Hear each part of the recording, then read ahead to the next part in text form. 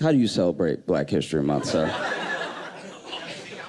You come to see comedy shows?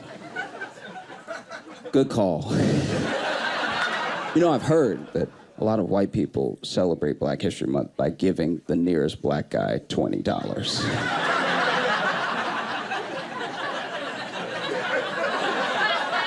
If that ain't the slickest shit I've ever seen in my life. Y'all can't see him. He went...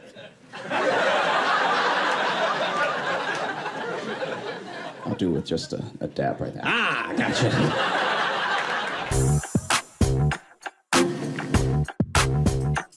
My name is Josh Johnson, and I'm originally from Louisiana. Growing up in Louisiana was like being in a bathtub and you can't get out, and the water is dirty, and it's racist. Clap your hands, everybody, for Josh Johnson! I don't know if you can tell by looking at me, but I was fired from being in a gang.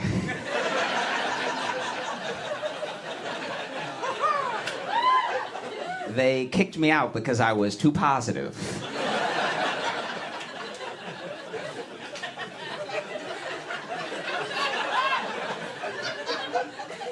They were like, "Why you always smiling, dog?" I'm like...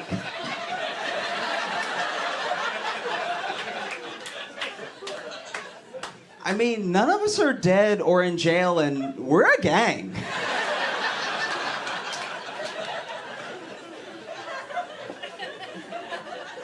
They also kicked me out because I apologized too much.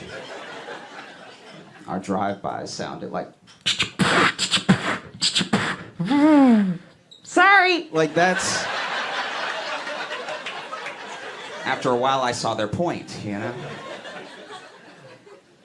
And even when it came down to it, and they were kicking me out, and I was like, I just want to hang out with my friends, and you guys are my friends, and now I don't know what I'm gonna do. Why do I have to leave? And they were like, bro, you giggle.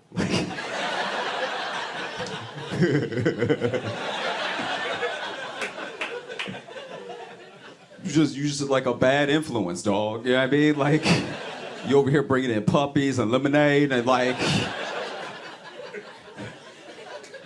So I'm out.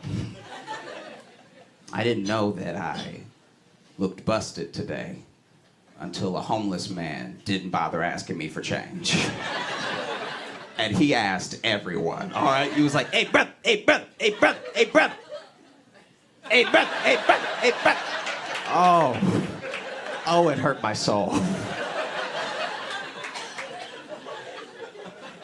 I took an Uber to get here, and I've come to a decision. We should not be able to see the car in the app on the way to pick us up. It's a bad idea. You are only watching mistakes. You are just watching like, oh yeah, 6 rights and you'll be here. That's perfect. That is wonderful. That's just what I wanted, you know? No, take another right. That makes sense.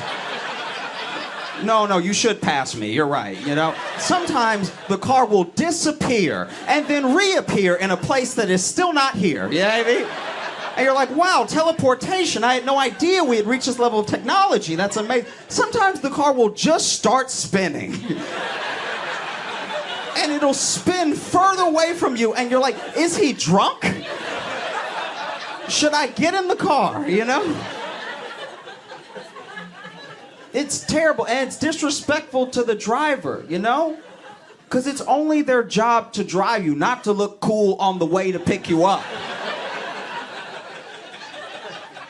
It's not their job to drift down the street and land in front of you perfectly. Pop the car door open like Ryan Gosling. It's just their job to drive you. They're not at work yet, and you're watching them. Imagine if you had that. Imagine if your boss had you on a screen before you got to work.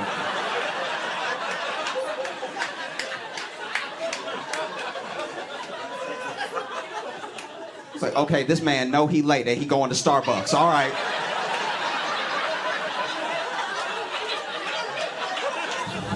Okay, we're gonna have to have a discussion. I'm into comic books a lot. It started out when I was young. I couldn't afford the good comics, so I would get these sort of like discontinued publications that were like a quarter. Because of that, I never knew what other kids were talking about. Then I read Spider-Man. I was like, this is way better. Oh my gosh, I wish I had grown up with even a little bit of money, and then I would have just bought the $1.25 comic and known what my friends were talking about. I don't know if you saw this story. There's a group of Girl Scouts that were outside of a dispensary in Chicago selling Girl Scout cookies. And what hustlers, you know? Like, we've come full circle as a society, because it used to be that kids would walk out of a store and an adult was trying to sell them weed. Now adults are walking out of dispensaries and there's kids like, hey.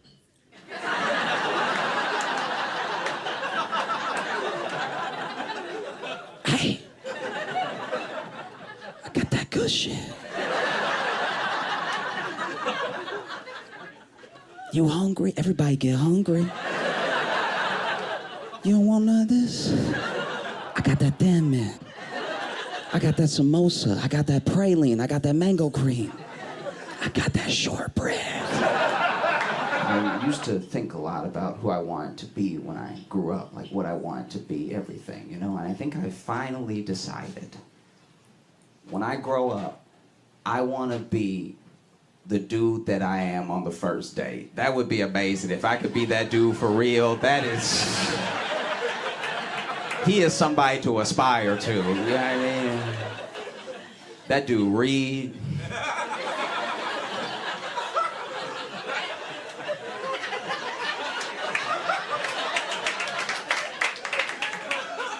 He pulled chairs out for people. I don't even pull out the chair for myself. I actually stick my leg under the table and drag the chair out like an animal and then sit down in it.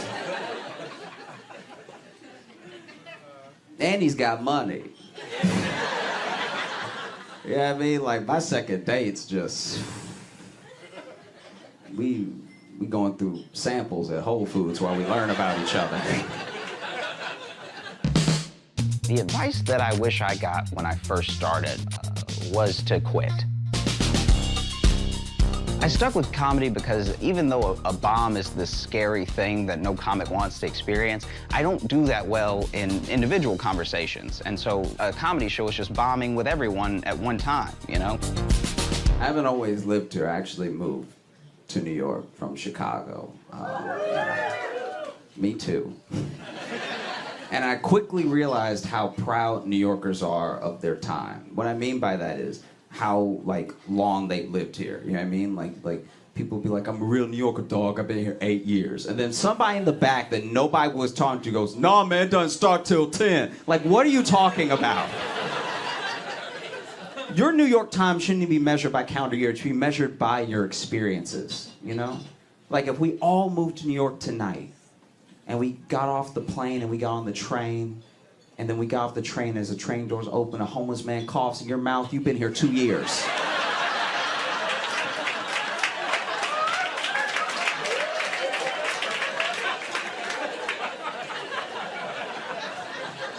That's 2 full years right there.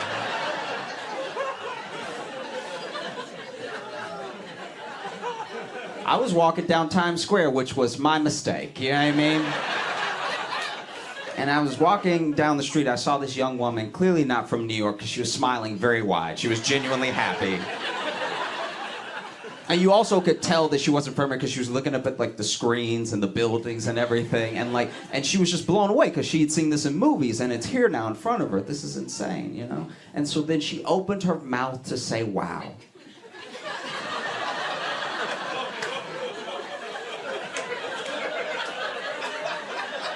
Everyone who laughed is from New York. She opened her mouth to say wow because she was full of joy and hope and life.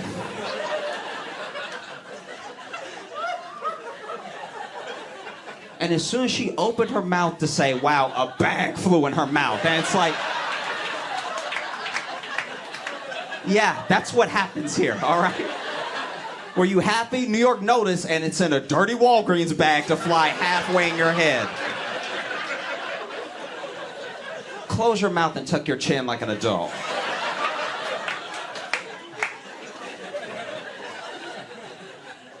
To take the train everywhere, and it's exhausting. I know that everyone doesn't have this problem, but I'm like, I don't know, I'm just pressed up against people the entire ride, just like mushed in between people. I'm surprised no one is in me. I'm pressed up against so many people so hard. And I'm not a big man, so if I get pressed up against two big men, it's not uncommon for my feet to leave the ground. So now I'm just dangling in between two grown men as the train goes. And then they go to get off, I'm like, sir, please don't do this. I got 3 more stops, please. Like, it's a terrible feeling. I was on the train with one of those ladies that had those baby backpacks. You know what I'm talking about? Where the baby is the backpack? Like, she don't want to look at her kid. Like, the baby hanging in the other direction, you know? In some sort of, like, suspended timeout. Baby could be gone for all she knows. It could be a sack of potatoes. Traded for a baby, and she'd still just keep walking, you know what I mean? So it was just me and the baby pressed up against each other. Nose to nose like this, just mushing heads. And this is a baby. That's a soft head. I should not be mushing my grown skull against this baby, you know? But I'm mushing up against the baby, and I look at the baby, and the baby looks at me. He's like, I don't know.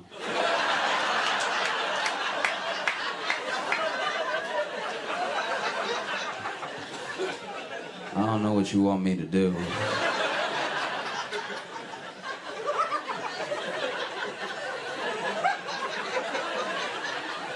I'm a baby. My feet don't touch the ground either. And then the train sped up, and as it sped up, it like shook a little bit, and the baby, I don't know what age of baby this baby was, but he definitely wasn't like hold his own head up age. Like, he was out here.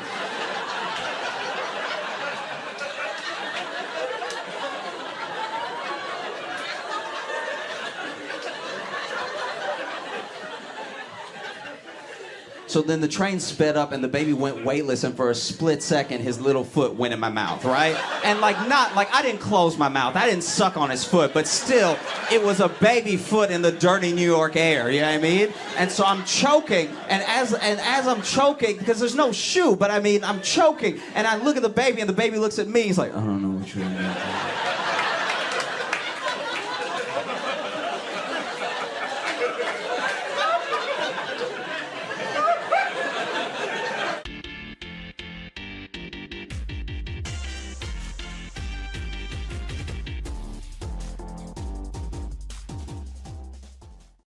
I saw that in D.C., the 911 operators are what?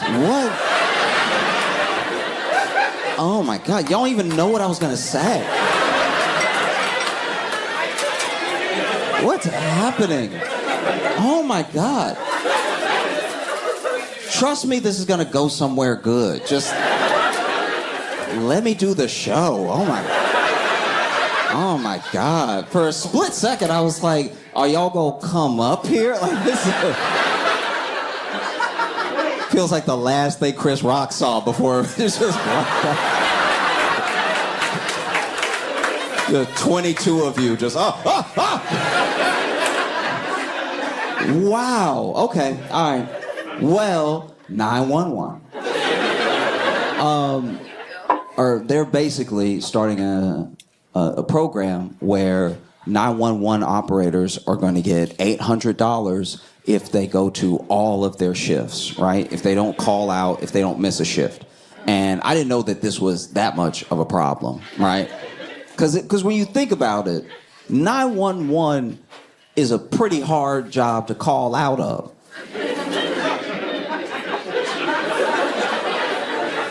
You know what I mean? Like, if you work at 911 and you're like, hey, I can't come in today. And they're like, why? And you're like, oh, it's an emergency. It's like,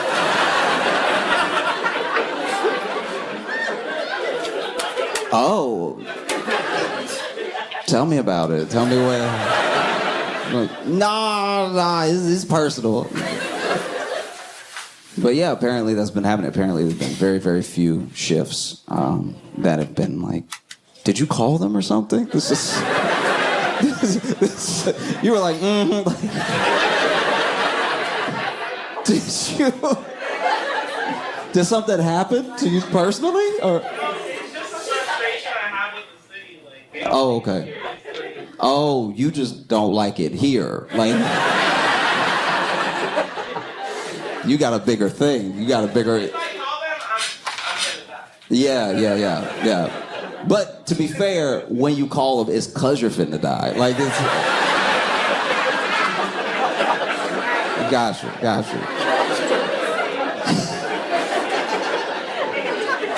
This is my thing. It's like, it's gotta be hard to a certain degree. I try to give people a little bit of grace because it's gotta be hard to like take those calls, you know? Because whenever I get an emergency call as a friend, I don't handle it well. You know what I mean? Like when my friend calls me as if I'm 911, calls me as like, oh my God, I need you to come pick me up. I need your help.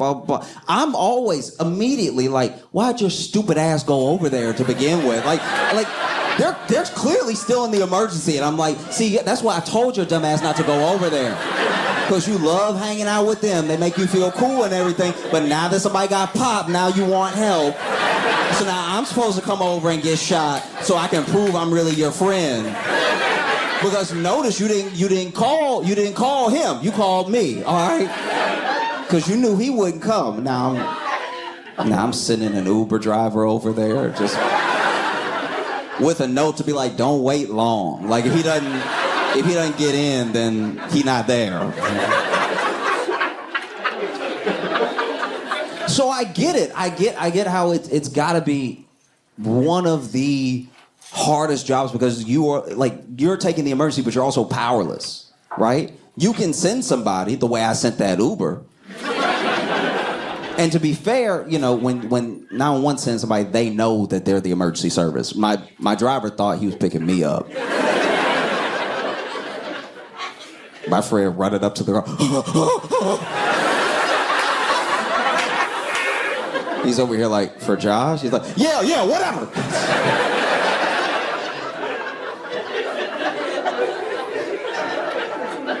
You know? So it's like you're in a tough spot because you are genuinely powerless to what's happening. And you must hear just the worst stories.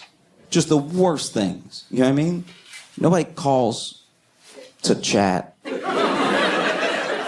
know what I mean? Nobody calls 911 to be like, how's your day going? Does anybody ever ask you how you know what I mean? I will say that, okay, I'm digressing for a second, but it does make me mad. As much as we are surveilled, why when you call 911, they don't know it's you? Do you know what I mean? Like, I get so mad. Like, I've only had to call 911 a couple times in my whole life, and then they're like, 911, what's your emergency? Like, what? What are you talking about? What is my, who am I? And they're like, where are you? I called from a home phone. I called from a hard line. People don't even have those anymore. You don't know exactly where I am right now? It's like, no, we actually can't trace the call. Oh, okay. You want to come find? I'm going to kill the president. Can you find me now? Like, that's...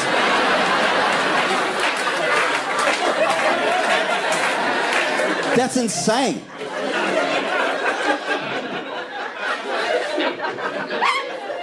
We can't tell where you are right now. We don't know.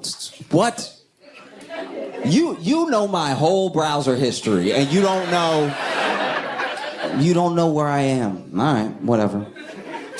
But then, yeah, people have been calling out, so now they've started this initiative to be like, hey, maybe. And look, I don't know what 911 operators in D.C. or anywhere in the country, I don't know what they get paid. I'm sure whatever they get paid is not enough, because I'm sure that every day, no matter the situation, at least one tragic thing happens that they just have to take home with them.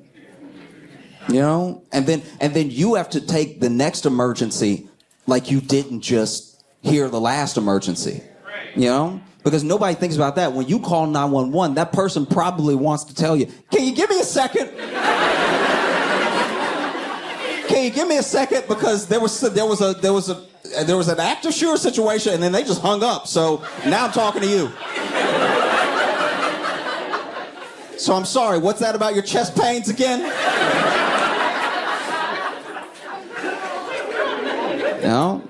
So it's got to be incredibly difficult. I understand why you wouldn't go back. I've quit jobs for far less. I think if I worked at 911 and I got a bad enough call the first, like, 5 calls, I'd be like, y'all, this isn't for me. I'll send money or something, but I can't.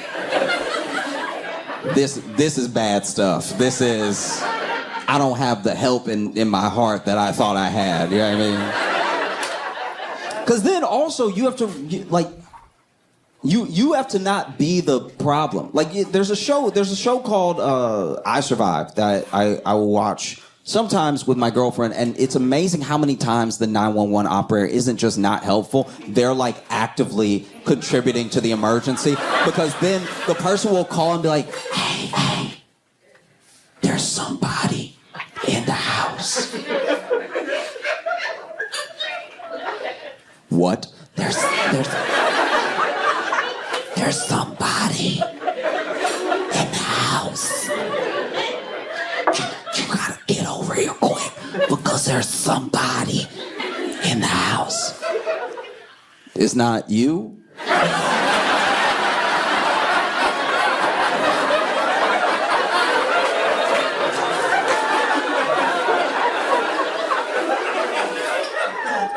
Somebody plus me.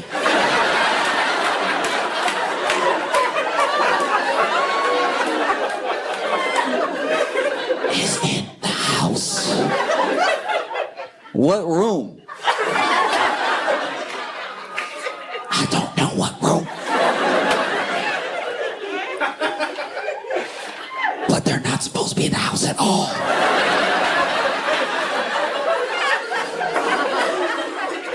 Speak up, I can't hear you.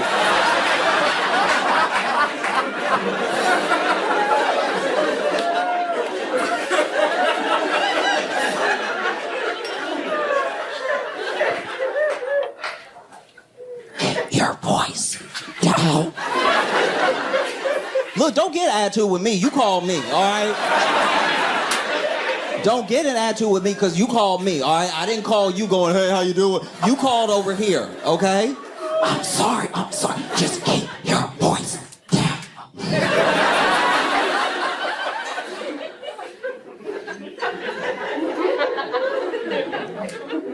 So it must be hard. It must be hard because you're trying to help and you could be hurt. Because then also you hear stories of people who were like, yeah, I called 911, but they couldn't hear me. So then they hung up. I'm like, how do you not have the good headphones? I'm talking about every 911 operator. I don't like that little thing that Halle Berry had in the movie with the little mic and the little earpiece, and it was only on one side. No wonder they can't hear anything. I want them to have the big old cover the ear, cover half the head headphones. You know, the ones that gamers have? You hear everything. When I play games, I can hear this kid's mom's footsteps in the hallway on the way to knock the controller out of his hand. Like, you can hear everything. They got them fighting. Not enough resources, not enough people. Because honestly, it's like, look, you know, we can criticize, but it's like, I really don't want to do it.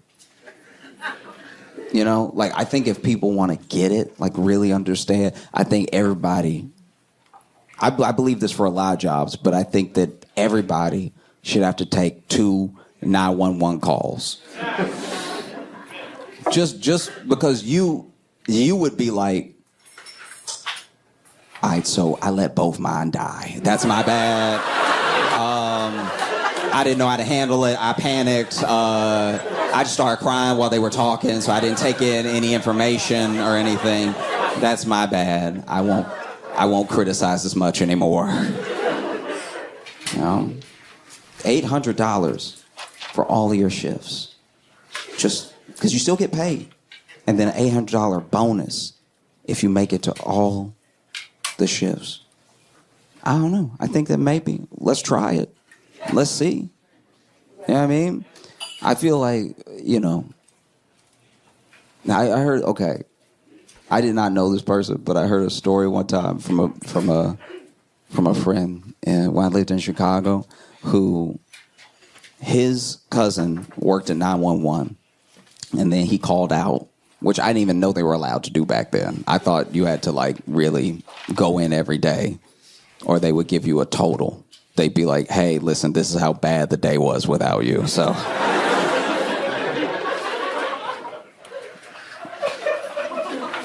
As an incentive to keep you coming into work, right? But basically, you know, his boy called out, and then while he called out, and then he okay, y'all are gonna judge me, all right? He called out, and then he got into a car accident, right? And so he wasn't driving, his friend was driving, and it was just like, it was a fender bender, but it was like a bad one. And so then he went ahead and called just in case. And then when he called, apparently, they were like, 911, what's your emergency? And he was like, nigga, it's me.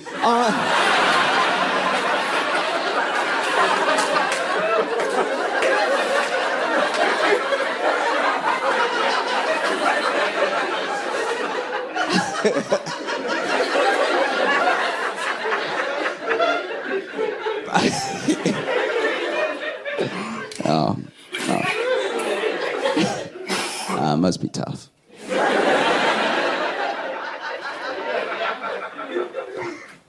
In Chicago, there's a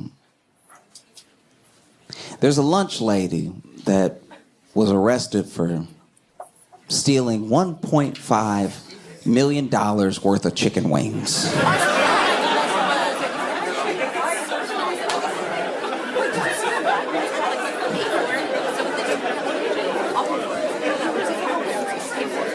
As soon as I read the headline, I was like, I have questions. How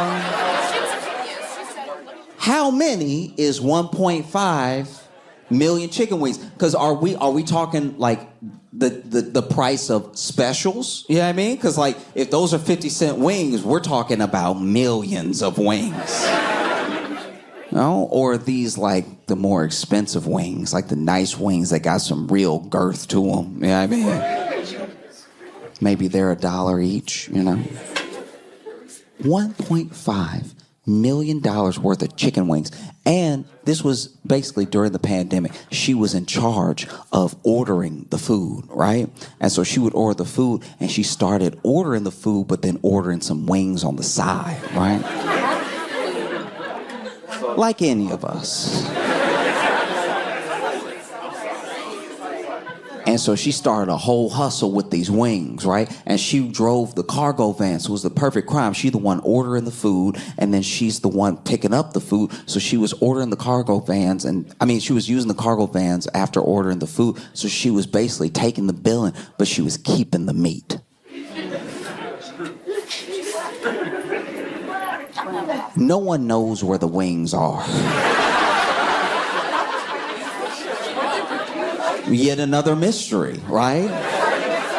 Because any number of things could have happened with these wings. And I want to be clear about something. The program that she's ordering the wings for is for kids who are doing remote learning but still receiving a school lunch, right? So some of those kids, there's a chance that some of those kids went hungry off of her scheme, right? Which is sad. It's terrible. And it made me wonder what made it worth it?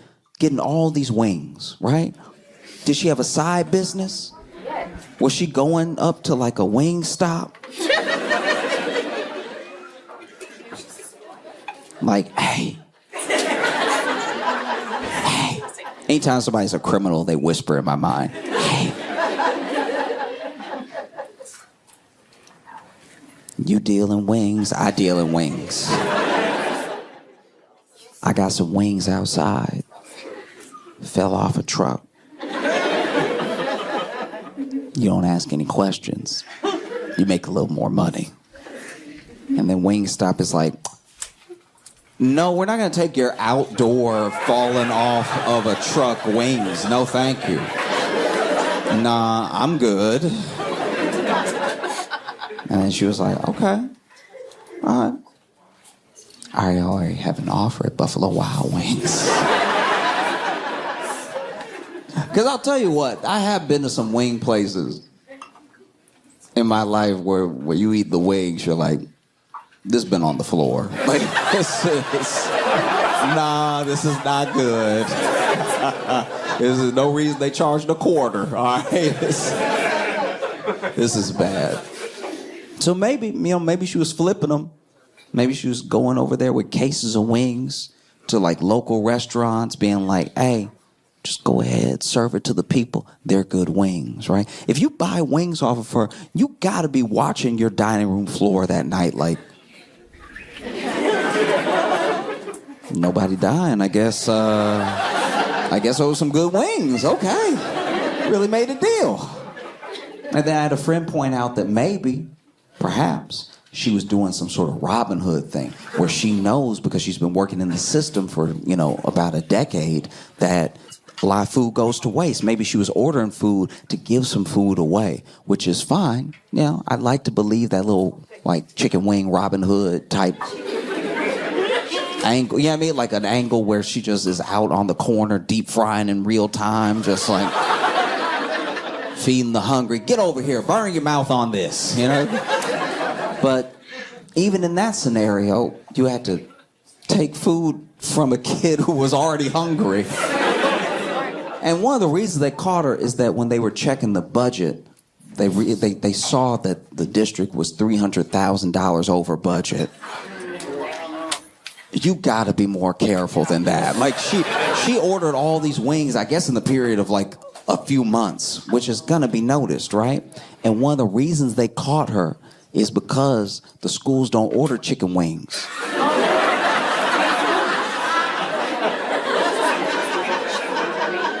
Kind of almost feels like entrapment. It was even an option. Like that's. I wonder when they saw the order if they were like, chicken wings? Okay, we'll do our best. But they don't do chicken wings at school lunches because of the bones. Yeah, because you have dumb kids that'll eat them. Like, I don't know. I'm not saying I'm brilliant, but I always knew not to eat a bone. I don't know why we coddling these children. Go ahead and, let the kids have some real flavor in their lives. We can't have flavor because this one kid gonna try to eat the whole thing. Oh, it's annoying. But it is crazy, because when you think about it, if she had just stuck to, like, chicken nuggets, she'd be running an enterprise right now. Because I'd like to believe, just me personally, that she was, like, a chicken wing kingpin.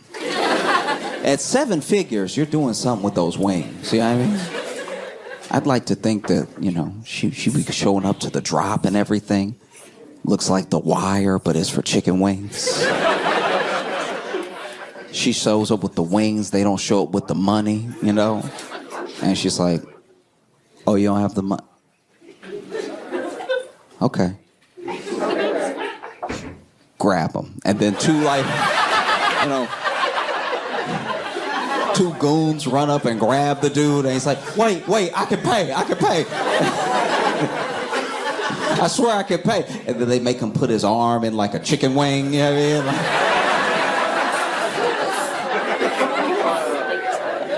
mean? And then they put his arm on the hood of the car, and he had a chicken wing. He's like, no, please, don't do it, please. And then one of the goons just stomping his elbow, like just something that really hurts. They send him away, he's like, oh. Don't forget the money next time. Because when I saw her mugshot, it was crazy. Because, she's a bit older. I believe she's like 66, 68 or something like that. So it's kind of odd when you see an older person in a mugshot, because she over here looking like Deadpool's roommate. You know what I mean? Like, I was like, how you look like a lunch lady and guilty in the same picture? You could tell she had served some lunches too, just from the picture. Picture had a little sass to it, just a little like.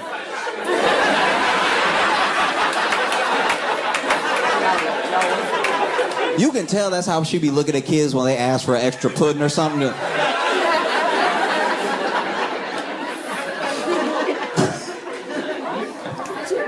Oh, that's tough though. They gave that woman 9 years.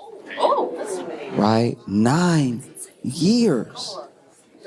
That feels disproportionate. You know what I mean? The state doesn't care that much about chicken wings. They don't even care about the kids that much. That's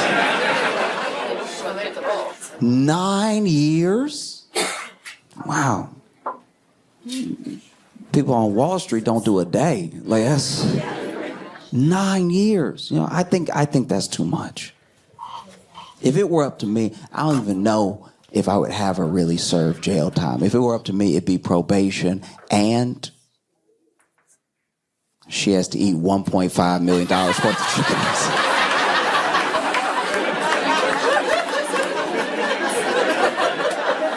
Oh, we know what you having for lunch for the rest of your life, ma'am. 6 years in, she's like, I've had every sauce there is. I can't do this anymore.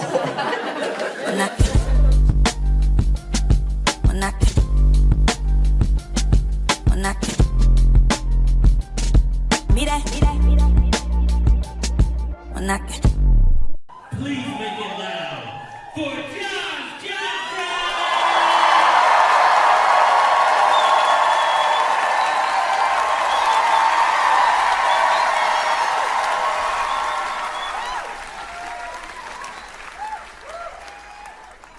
When I was a kid, our class had a bully, and I'm just gonna call him John, right?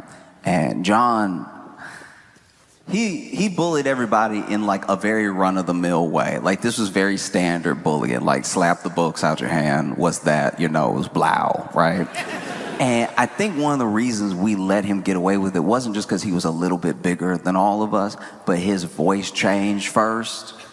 And it changed so young, we didn't know what to do with that. Like, we didn't know that was coming for the rest of us. So then John would just walk up like, give me your homework. And I'd be like, that sounds like the devil. So, because I'm not equipped with holy water today, you gonna get this math homework. And there was another kid in our class, Reeve. And Reeve...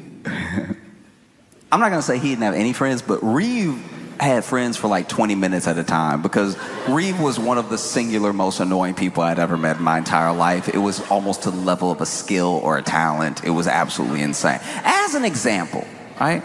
Reeve loved anime. And that's fine. I love anime too. But Reeve loved anime in a way that I didn't love anime, because I at least know anime not real.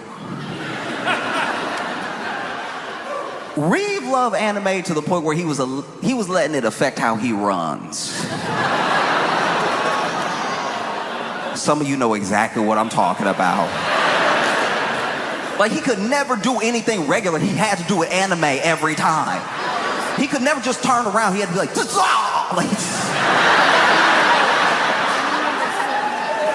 you ask Reeve a question, he doesn't know the answer. He can't just think about it. He has to go, It's like...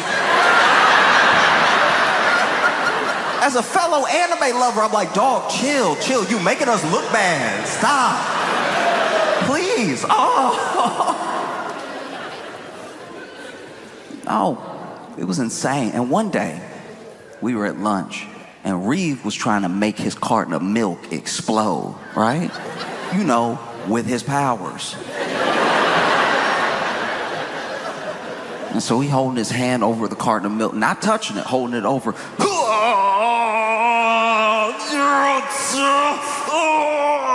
Nothing happening because it's not real. He finally gets so tired of waiting for the powers to activate that he grabbed the milk, squeeze it, drop it, and go, I did it. No, I did it. Y'all just didn't see it when I did it. But yeah, no, I did it. Ooh, I got it. Now, when he picked it up and he crushed it, milk went everywhere. And a lot of milk just spurted out and landed all over John. And John stood up, turned around, walked up to Reeve, towering over him, and was like, "You got milk on me. We gonna fight later." And never before in my young life had I been so excited for violence. Because as word spread, people were taking sides. They were like, "No, John gonna kill Reeve." And we're like, no, Reeve weird. I bet you he gonna scratch him to death. Like he has that X factor. We might be able to get rid of both of them at the same time. And so after school, we gathered around in a little circle in front of the two of them. They're about to fight, right? And John is like lumbering back and forth. And we knew John was strong, but he also, he moved slow. And he was moving slow pre-fight. He was just stalking back and forth like Mike Tyson in the early 90s, just like ready to do something terrible, right? And then on the other side of this imagined ring, Reeve is using his pre-fight time to power up.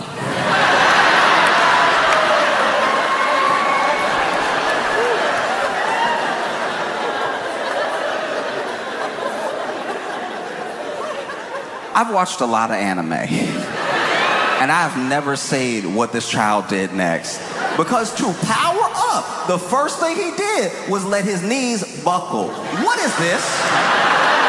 What power are you drawing from the earth right here like this? This doesn't make any sense at all. He over here, knees buckled, arms out. This is not how you power up in any anime. This is how you fall down the stairs if you a slinky. All right? And this boy here, like this, doing the power-up yell. Oh!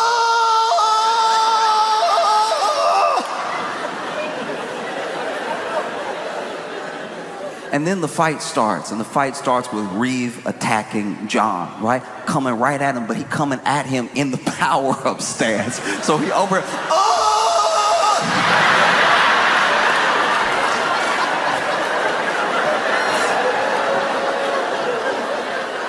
And admittedly, John didn't know what to do. He really was like,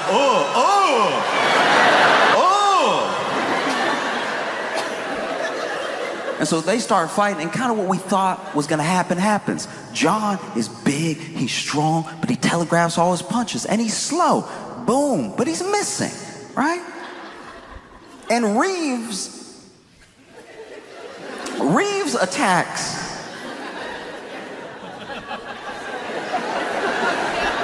Reeves' attacks have a lot of energy to them. That's not really going anywhere. Like, instead of punching, he over here, yeah!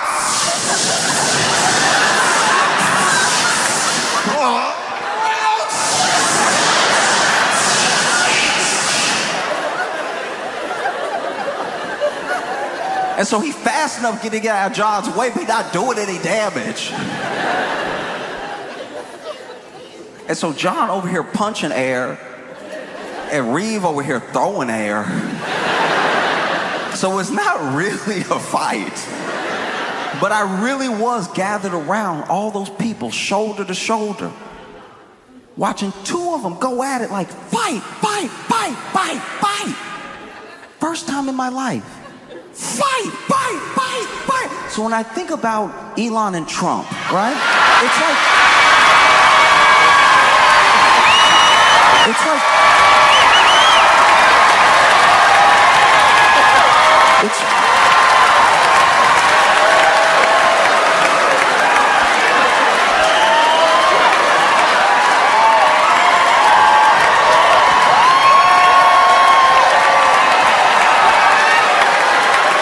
it's like one of the most insane bouts I've ever watched take place in my life. In case you haven't heard,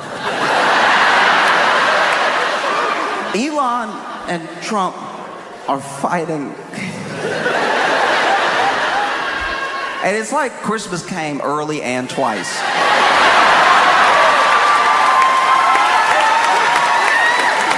Like, the only person calling for peace is Kanye West. crazy.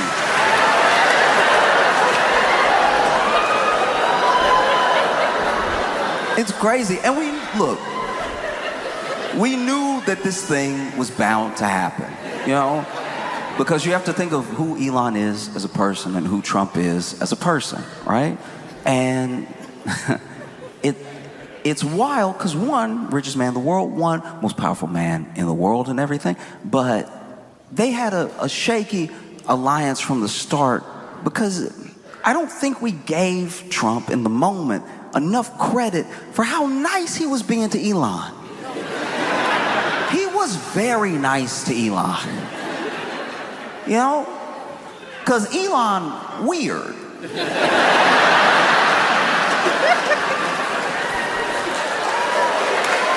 Wait.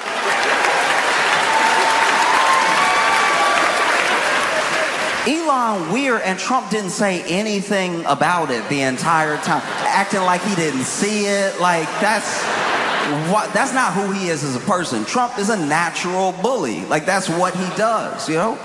And he was very nice to Elon by omission. I'm not just talking about what he said, because Trump is always using superlatives if he likes you. If he likes you, you're the best, smartest, most amazing that's ever done it, right? That's how he speaks.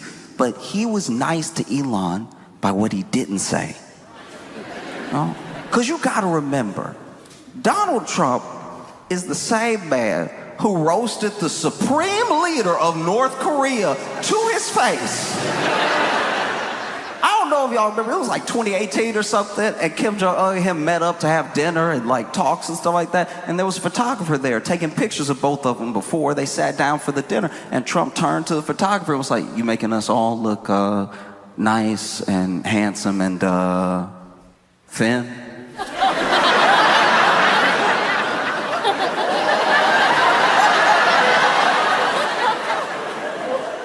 A lot of people think Kim Jong-un doesn't speak or understand English. He understands English. He consumes a lot of American media. And Kim Jong-un was even standing there like, did he?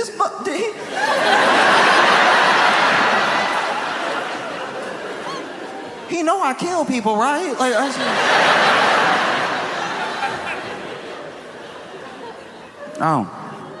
that same guy was very nice to Elon. And he was nice to Elon by omission because Elon jumped in front of Trump. You saw the jump. The world saw the jumps. Trump invited Elon on stage, and Elon walked on stage like,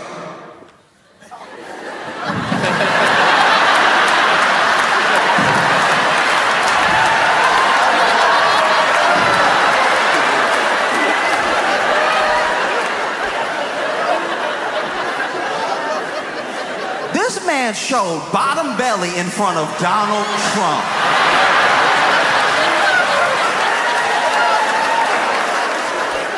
This grown man showed full belly button, broad daylight in front of Donald Trump, and Trump said nothing.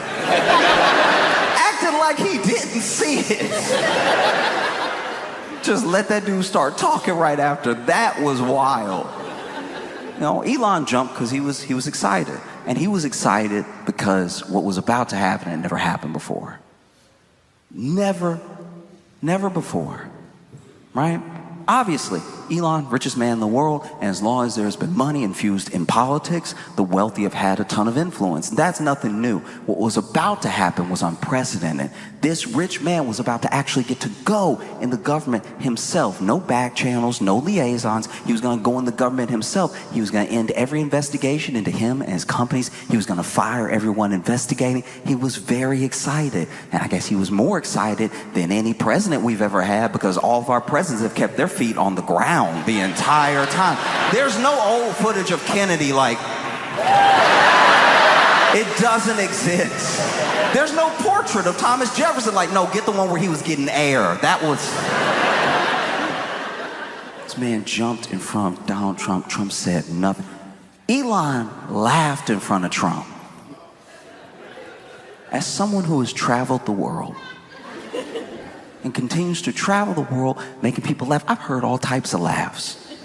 And believe me when I tell you, Elon laughed like he throwing up. Watch any interview Elon does where he makes a joke, because only he will get it, and then he starts laughing, and he's just sitting there like, you know, it's because it's comedy. It's you know,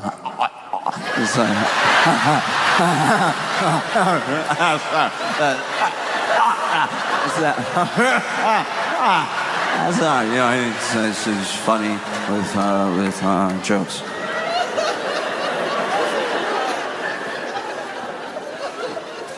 This man laughed in front of Donald Trump. Trump said nothing.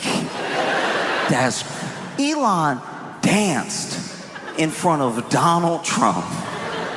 Elon danced like... Elon danced like he gotta look at each body part first to give it permission to move. Like,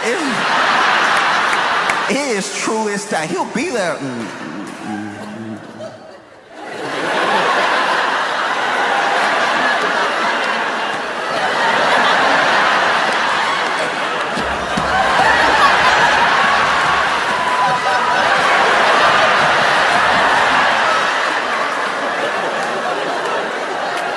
In front of Donald Trump.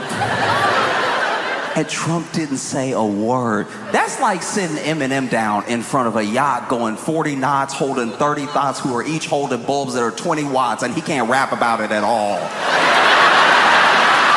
That's his whole thing. It's wild that he's not saying anything. He is being very nice to Elon. And I knew it wasn't gonna hold.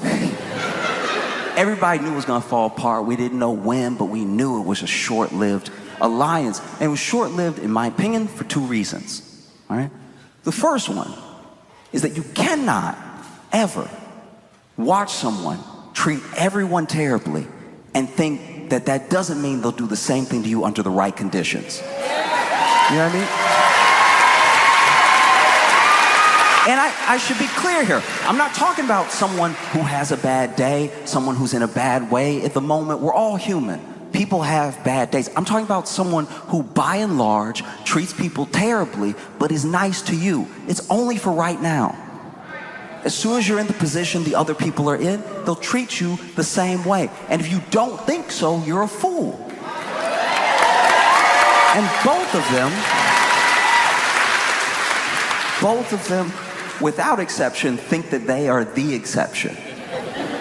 Oh no, I've seen him scream at everybody and, you know, treat them like trash. It won't happen to me though. All right? One has the most money in the world. One has the most power in the world. But neither one of them have respect for anybody. And the three things that men like them seek, and I think that they seek them because maybe they're the only things that they care about, or maybe they truly believe that if they get these three or enough of them, everything else will fall into place. But men like these men are obsessed with money, power, and respect. You can't have all the money in the world, you can have all the power in the world, but a lot of people conflate fear with respect. And they're not the same thing. You know, you can be afraid of what someone could do to you with all of their money. It doesn't mean you respect them.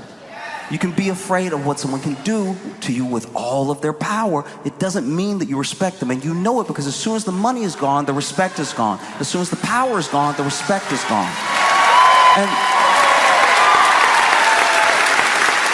And there are plenty of people.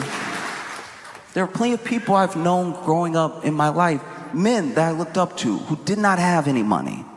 And they didn't have any more power than enough to control themselves, but I respected them because of how they treated people, how they carried themselves. And respect is the one thing, one of many, that can't be bought and it can't be forced. And neither one of them really get that. And they don't respect anyone. So eventually this was gonna come to a head. And I knew it was starting because Elon truly believes, he's even said so, that he bought Trump that election. You know, he spent $250 to $280 million in the election. He believes, look, You lost the last one, you won this one. I'm the difference, I'm the deciding factor. I got you that election. And you're not gonna convince a man like Donald Trump that you got him anything. He's like, that's my base, those are my voters, they like me, they don't like you. You didn't get me anything. I'll gladly take your money, but you didn't get me the election. I got it myself. That was always gonna be a sticking point. And so then Elon took that belief and he took it to a local race in Wisconsin, right? And he was even doing like little $1 million raffles if you vote for the person who wants you to vote for. It was very confusing how it worked. Like I didn't get it at all. And he even went to Wisconsin, was stumping for this person, was there in Wisconsin. And then the candidate that he backed lost by double digits. And it's because people see how much money he has. He's the richest man in the world, but they don't like or respect him. He hurt that candidate by being there and by doing those raffles. It would be like if someone came to you, and let's say in this scenario, you know, you're working and you're doing all right, you're getting by, and maybe sometimes it's paycheck to paycheck, things get rough, right? But someone comes up to you and they're like, hey, you just won the lottery. And you're like, what? I didn't even enter. Don't worry, we got you. What? I won how much did I win? $1 billion. Going from paycheck to paycheck to $1 billion. That's crazy. And you're like, there's gotta be a catch. I didn't enter any lottery. What do I have to do? And they're like, that's simple. You just have to hang out with Elon for the rest of your life. And at least based on what those people did in Wisconsin, they were like, you know what, actually, my job at McDonald's is perfect. I really like being customer facing. I like the rapport I have with my coworkers. Just keep that money and him away from me, please. Because he could not buy the race, because as much money, don't get me wrong, $1 million, ton of money. That's a ton of money. And people have done way worse for less, but at a certain point, people reach their breaking point. And they're like, no, I have enough respect for myself, I have enough respect for my community, for my state, to not just vote this way, just for some money from a guy who I know is a bad actor, you know? And once that happened, I knew it was probably up for Elon. Because he lost that race. He hurt that candidate by going there. And if there's one thing Donald Trump hates, is a loser. And you could see some of the shine wearing off of Elon. Because initially, when the administration started, they protected Elon heavy. Anybody said anything about him, anybody did anything, they were on it like that immediately. But then Elon started getting on people's nerves.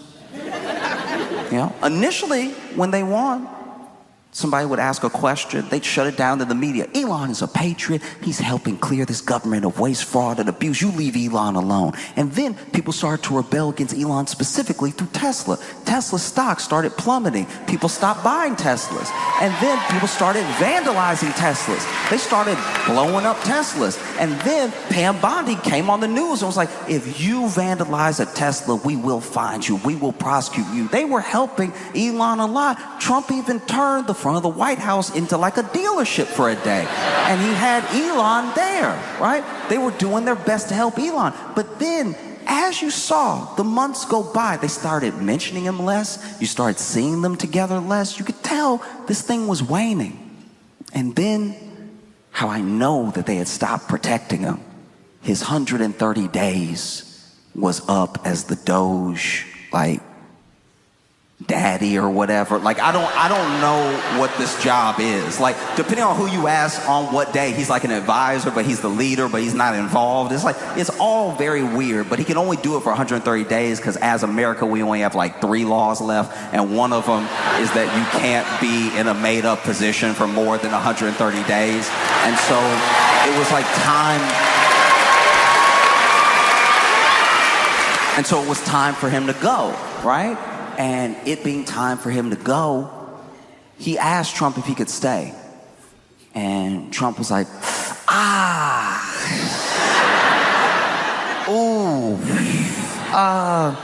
dang, man.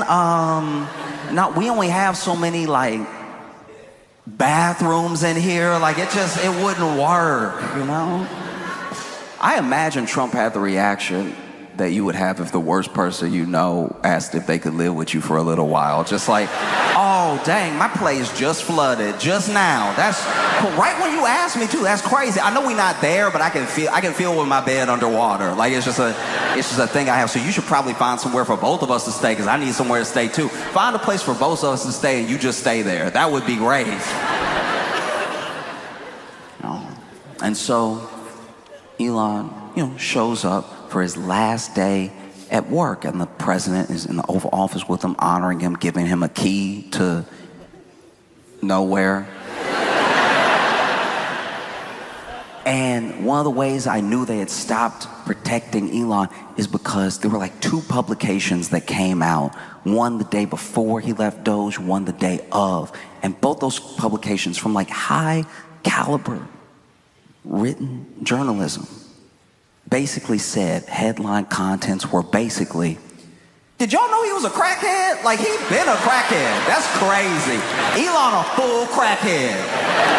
I had no idea. They were listing the drugs he was doing. They're like, he does cocaine, he does mushrooms, some hallucinogens and everything, ketamine.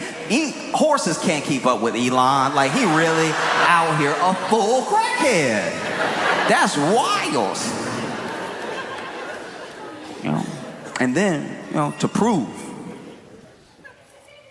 the doubters, the detractors, what Elon would call the full-blown liars wrong, he showed up to the Oval Office for his last day of work, higher than his rockets go. This man was in the Oval Office standing next to the President of the United States, tweaking. This man was over here hitting he looked like he arguing 5 minutes into the future. It was wild to watch. This man over...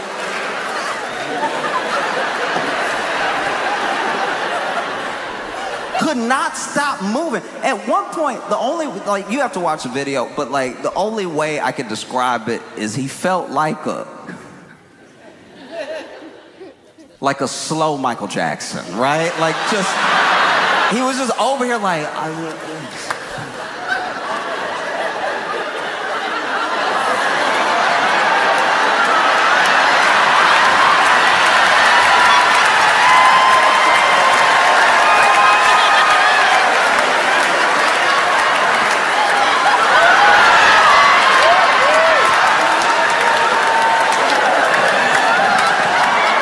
no, it was insane. This man next to the president cracking out, and Trump said nothing.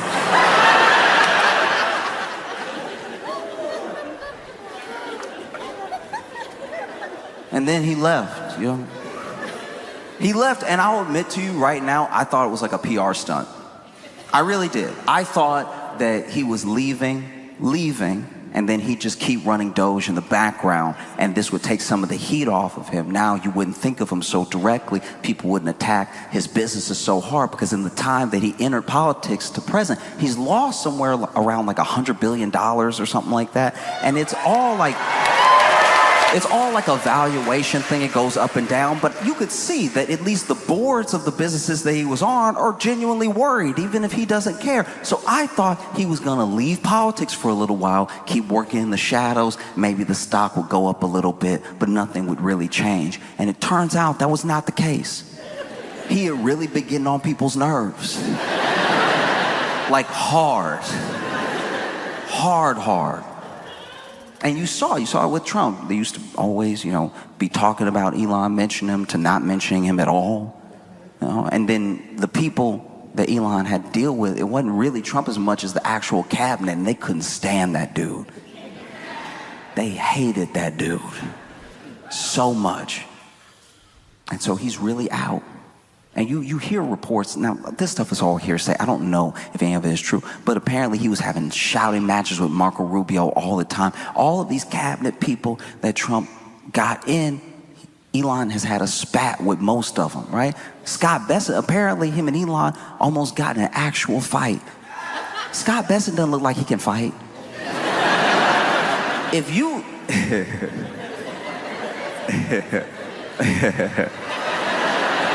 if you don't know what Scott Bassett look or sound like, just imagine if like printer paper came to life. Like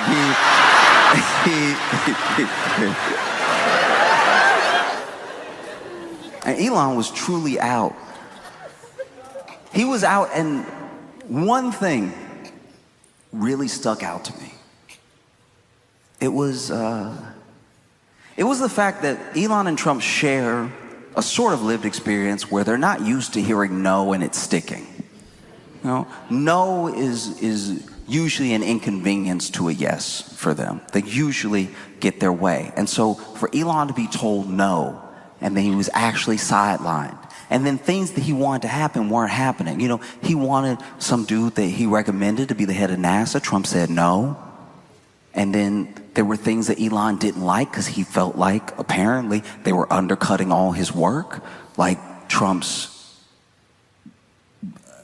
big, beautiful bill it's named the Big Beautiful Bill because imagination.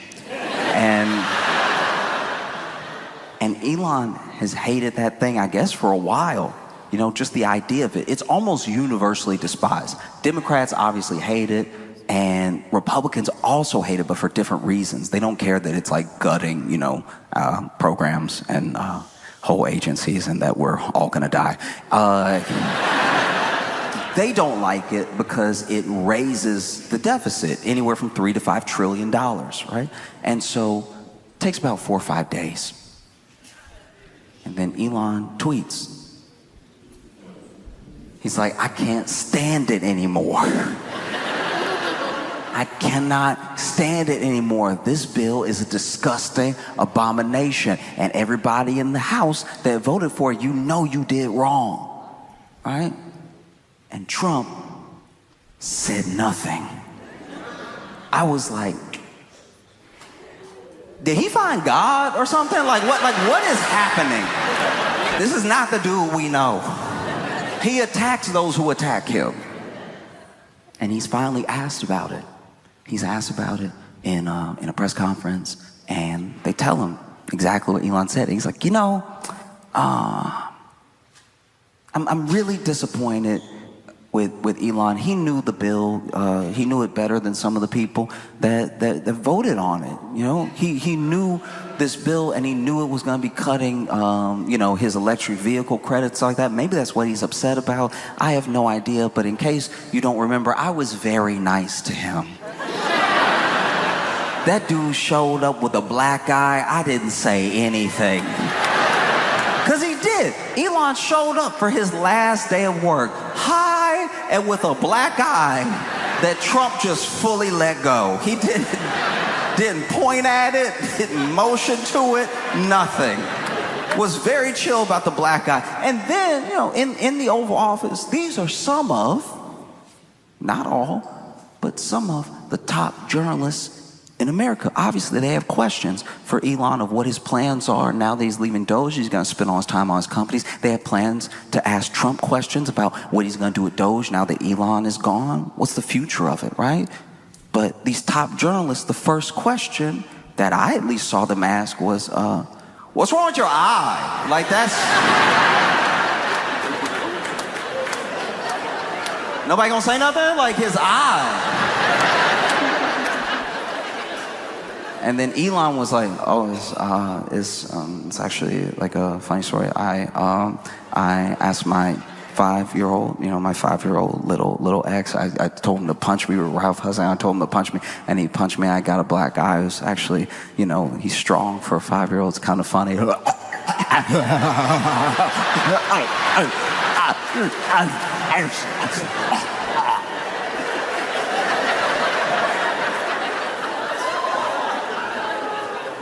Elon said he had a black eye because his 5-year-old punched him. That's a crackhead story if I ever heard one. That is a full crackhead lie. You must have the most synthetic skin known to man if this 5-year-old is out here dodging and giving black eyes. Oh. And so Trump was like, look, maybe we'll go on to have a great relationship. Maybe we won't, because that's the thing. People come in here with us, they like being here, and then when it's time to go, they either embrace it or they lose their minds. You can tell who broke up with who by how people move after a breakup. You know what I mean? Like, because while Trump is talking, Elon is tweeting. He's tweeting, and it's a lot. This dude goes all the way back to Trump's old tweets from like 2013, 2015, where he's like, I can't believe what they're doing with the spending bill. This is such irresponsible spending. If you have this much of a deficit, you won't have a country. And he's going back and showing all these old tweets, and he's quote tweeting them like, wise words.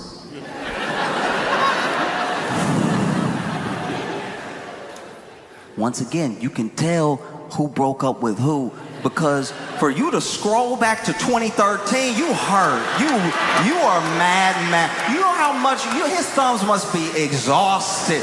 2013 tweets. Trump was tweeting 272 times a day, and he made it all the way back to 2013, which means he read them all. He hurt.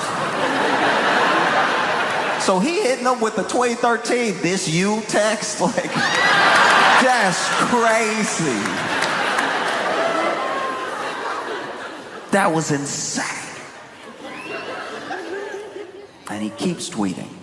He's getting madder and madder. I don't even know what's happening in the background, but he is tweeting himself down a tunnel, because every time he tweets, Tesla stock drops by like $13 billion. It's just going down and down and down and down. And he's tweeting up a storm, right? He even tweets out, he's like, you wouldn't have won without me. Okay, if it hadn't been for me, Republicans wouldn't have won the House. The Dems would be in the House. The Dems would have the White House, and you'd have a slim majority in the Senate. You ungrateful. Keeps tweeting,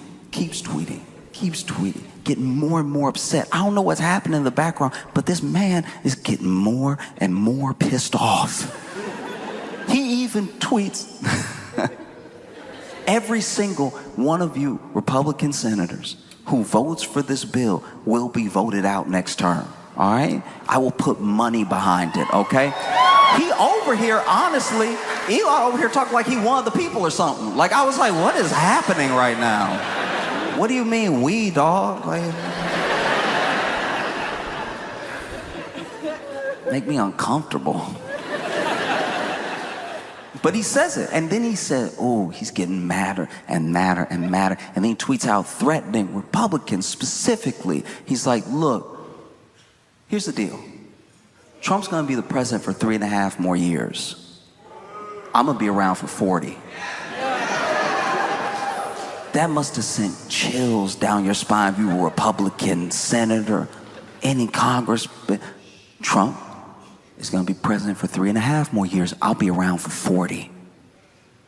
You could hear the threat in it when you read it. Trump is going to be president 3.5 more years. I will be around for 40. And I was sitting in my room like, not on crack. Like, not on crack. Like, that's not, you must not know what crack is. Like, that's not nutritious at all. The crack is not good for you. You should not have crack. Be around for 40. All right.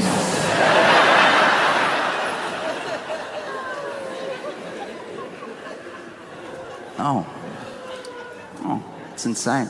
And then Trump finally tweets. He's had enough, and you can tell he's had enough because we know the type of man Trump is. We know the type of figure he is, the type of president he is. He's had enough of this, and he's been holding back. He's been very nice to Elon. I'm sure in his head he was like, I've been very, very nice to this dude. Elon acts and moves like he snuck into a body.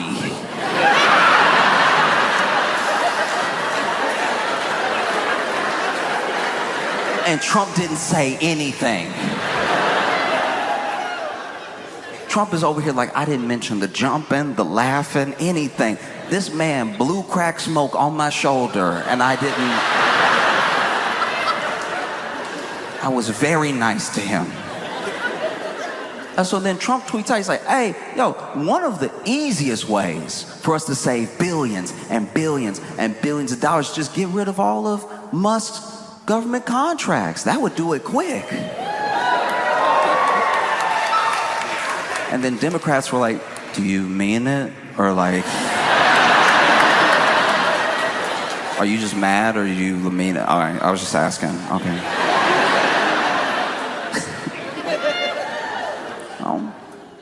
And then Elon tweets this clip that is him and Trump in front of a Tesla in front of the White House, and the quote for the tweet just says, "Remember when?" I was like, oh, he hurt. Oh, he must be sick right now. I've been broken up with most of my life, but I've never hit somebody with a remember when. So crazy. Remember when. And then Musk tweets again. He's like, hey, since Trump wants to threaten my government contracts, how about SpaceX just goes ahead and disassembles Dragon whatever ship right now? And that would be all well and good, except there are 4 astronauts in the International Space Station right now that are probably floating like, what did we do? Like, that's... I'm not in this at all.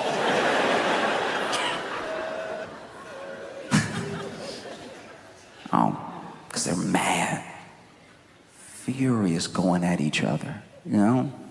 And then, I don't know what pulls the trigger, you know? Trump tweeted one more time, and it still felt very reserved. It felt very nice. He was like, look, I don't care if Elon turns against me. I want the big, beautiful bill passed. He can just deal with it. Let's get this legislation done, right?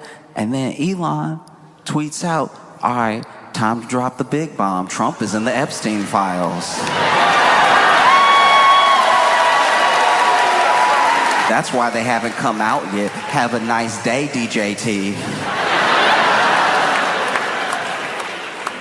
You can tell who broke up with who, because the person that gets broken up with is the one that tries to ruin your life and tells you have a nice day in like the same breath.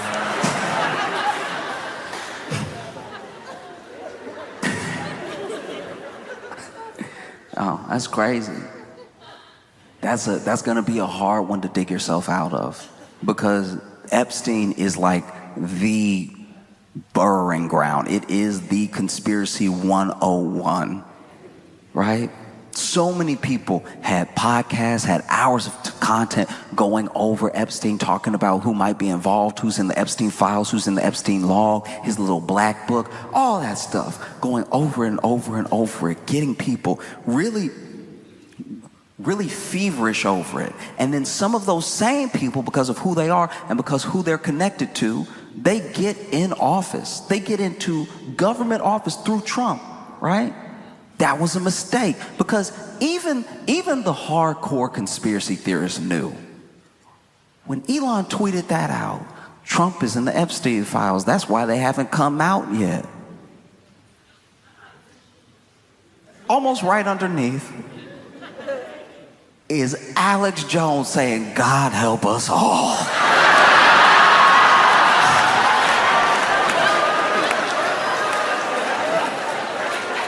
Elon done got Alex Jones press. Because where do you go from here truly, you know?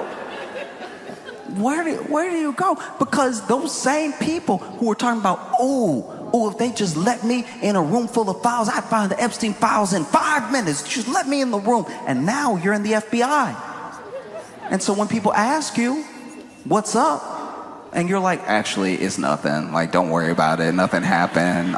Just go back to what you were doing. It's not. That does not sound real. I'm not saying anything else is even going on. I'm saying what you have stoked makes it impossible to stomp out. There will never be enough information coming out. There will never be enough stuff uncovered. There'll never be enough files released. You know, they tried initially. They tried. They were like, hey, we're releasing the Epstein file. They even made it like, you know, like a Fox News event. Epstein files coming out 9 p.m. tonight, right? And when they released it to a lot of these like blue check conspiracy theorists, Twitter influence. I don't even know what it's called, but they released it to them, and those people were on fire. Those people were pissed because when they actually opened it and they read it, because they meant it. These are true believers, by the way. These aren't people that are like part of the grift. They're reading it and they realize that everything in these things has already been released already. There's no new information in these things. In fact, they did such a bad job of trying to make it look real that they redacted stuff that was already public. And that was, for that conspiracy theory group, very weird. That was very, very weird. You know? And so that was already strike one. And now Elon's saying this, that's strike two. Because it's not like that's new information. We knew that Trump was involved with Epstein. There's literally video of them partying together and stuff like that, like on MSNBC from 1992. Like, that's not news or anything. But when you're a conspiracy theorist and nothing is enough, nothing is enough, you know?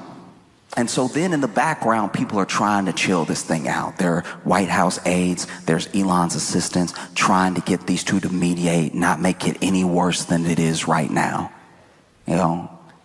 And as of the time I'm talking, there's a lot of stuff that Elon's taken down, like tweets that he took down. And even Trump is trying to be very nice to Elon. They asked him his first interview since all this happened. And he's like, look, I don't know. I'm just trying to run the country. I wish him well and everything. I don't know anything about his drug habit and him being a full-on crackhead. That's not any of my business, right? So publicly, he's putting on a very good face. He's trying to be very professional, very presidential. And apparently, rumor has it, privately, he is calling everybody he knows, like, you know he a crackhead, right? Like, no, he blew the smoke right on my back. I had to get my suit cleaned. And look, I'm not saying that this is the end of either of them. I don't know if they'll reconcile. I don't think that's even possible. I just know it's the first time that I'm standing shoulder to shoulder with a bunch of people, watching two people go at it like fight, fight, fight, fight, fight, fight. Yo, Detroit, y'all been amazing. Thank you so much.